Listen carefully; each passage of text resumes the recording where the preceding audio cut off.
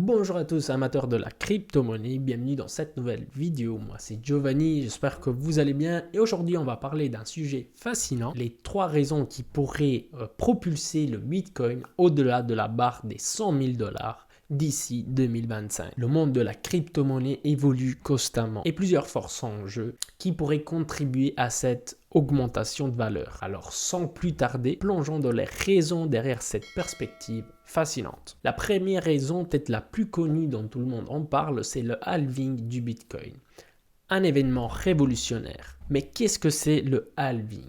Eh bien, c'est une sorte de rituel magique qui se produit au sein même du code du Bitcoin. À chaque halving, la récompense pour les miners, ce qui maintient le cœur battant du réseau, est réduite de moitié. C'est comme si le Bitcoin, effectivement, avait un compte à rebours qui s'activait tous les 4 ans pour rendre l'ensemble du réseau encore plus précieux. Mais l'enthousiasme derrière le halving réside dans l'effet domino incroyable qu'il provoque dans l'écosystème des crypto-monnaies. Vous voyez, chaque fois que la récompense pour les miners est réduite par 2, moins de nouveaux bitcoins entrent sur les marchés. Imaginez le bitcoin comme un trésor caché et le processus de mining une aventure pour le trouver. Avec moins de nouvelles pièces en circulation, la compétition entre les miners devient plus intense. Et la valeur de chaque Bitcoin extrait augmente de manière impressionnante. Et tout ça car le Bitcoin a une offre limitée à 21 millions de pièces. Chaque halving rapproche seulement le monde de cette somme finale et unique.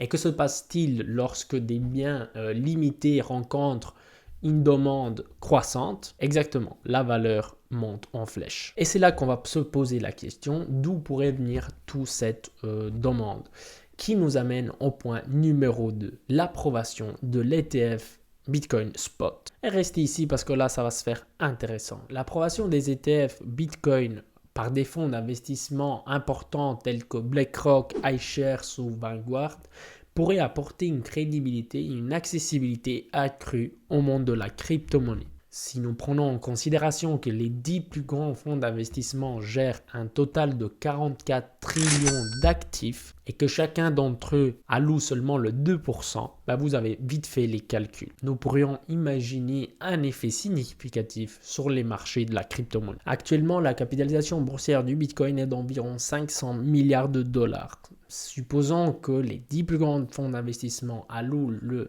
2% de leur capital sur le Bitcoin, cela nous ferait 880 milliards de dollars. Ce qui veut dire qu'il mettrait le prix du Bitcoin à presque un x3 de maintenant. Mais ce n'est pas tout. Passons à la troisième raison.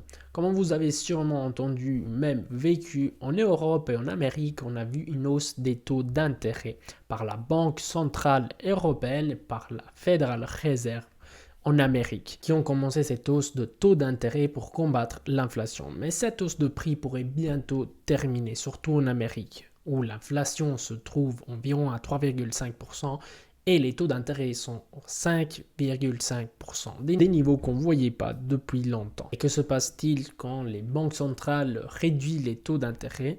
Souvent, c'est pour stimuler l'économie, comme des stimulations des investissements et des dépenses, car une réduction des taux d'intérêt rend l'emprunt de l'argent moins coûteux. Souvent, ça se traduit aussi en des investissements plus risqués, avec des taux d'intérêt plus bas sur les produits bancaires traditionnels. Les investisseurs pourraient rechercher des opportunités, des investissements avec des meilleurs rendements. Cela pourrait conduire à des investissements donc dans les marchés financiers tels que les actions et des actifs plus risqués, y compris le Bitcoin.